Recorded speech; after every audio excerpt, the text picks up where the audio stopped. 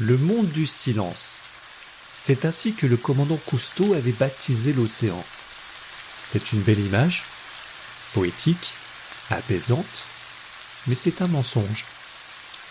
Si vous plongiez vos oreilles dans un récif de corail tropical, vous seriez assourdi. Ça craque, ça grogne, ça siffle. C'est une cacophonie permanente. Mais au milieu de ce brouhaha, il y a un bruit qui domine tous les autres. Un bruit sec, violent, comme un coup de feu tiré sous l'eau.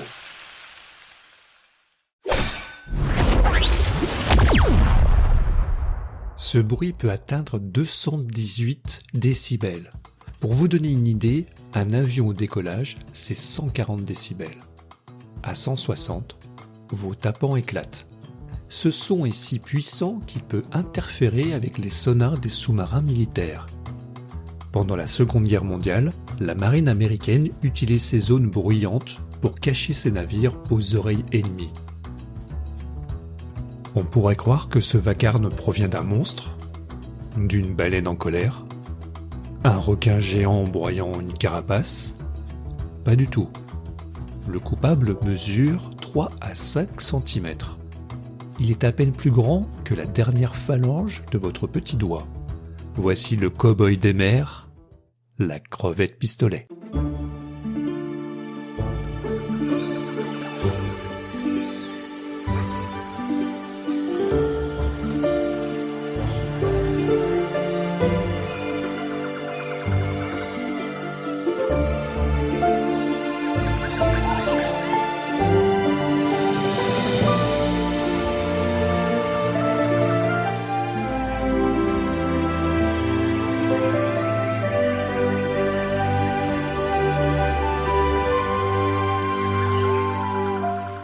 Les énigmes sauvages.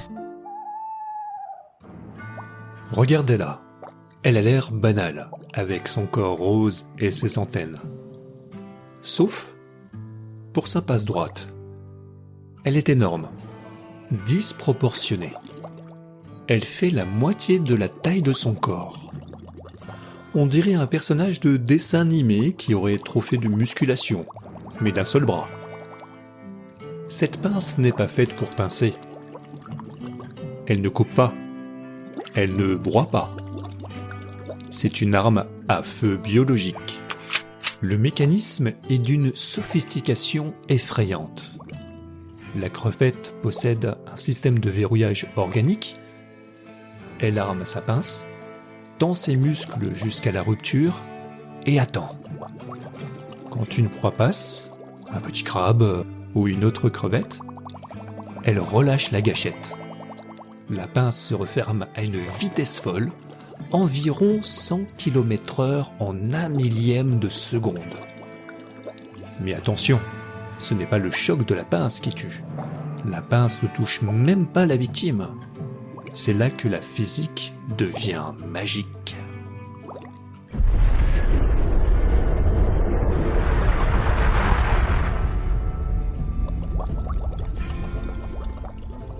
Le mouvement est si rapide qu'il crée un vide dans l'eau. Une bulle de basse pression se forme. C'est ce qu'on appelle la cavitation. L'eau, ne pouvant pas supporter ce vide, s'effondre sur elle-même. La bulle implose. Et lors de cette implosion, l'énergie libérée est titanesque. Pendant une fraction de seconde, à l'intérieur de cette minuscule bulle, la température monte à 4700 degrés Celsius. C'est la température de la surface du Soleil. Oui, vous avez bien entendu. Au fond de l'océan, une crevette génère, plusieurs fois par jour, une chaleur d'étoile. L'onde de choc qui suit assomme ou tue instantanément la proie. La crevette n'a plus qu'à sortir de sa cachette et traîner le corps inerte dans son terrier, propre, net, sans bavure.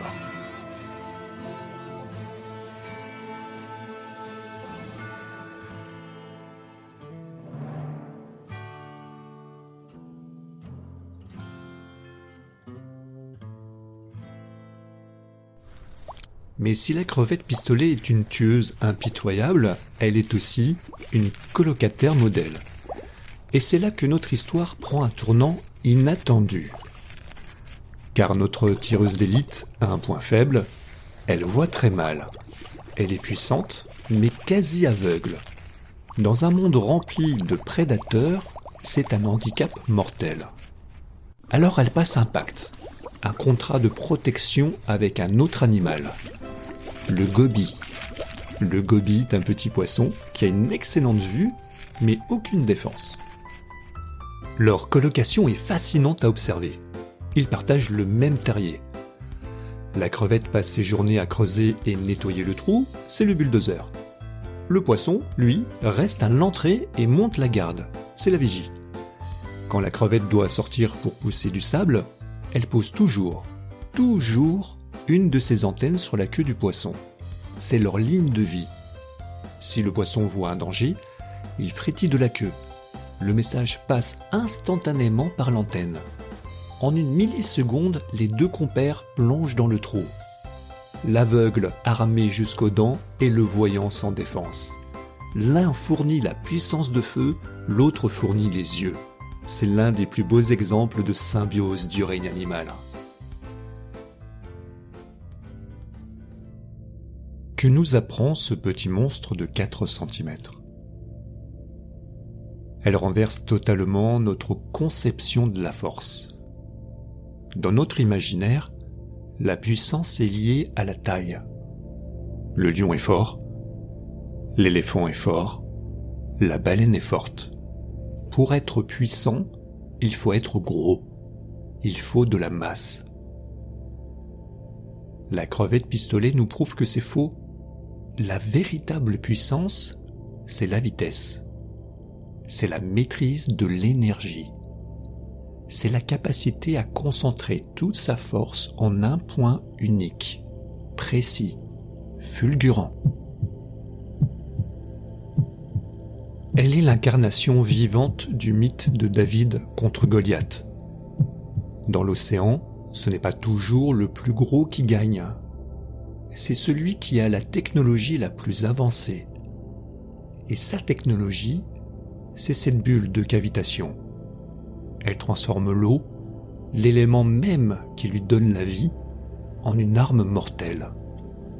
Il y a quelque chose d'ironique à penser que le soleil, cette boule de feu inaccessible qui nous éclaire, a des millions de petits rivaux cachés dans la boue des mangroves. Comme si la nature nous rappelait que l'énergie brute, le feu primordial, est caché partout, même dans le plus petit des êtres. La prochaine fois que vous regarderez la mer, calme, plate, silencieuse, souvenez-vous.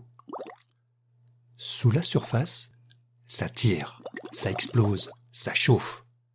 Des milliers de guerres minuscules se jouent à chaque seconde, menées par des soldats invisibles qui portent le feu du soleil au bout de leurs bras.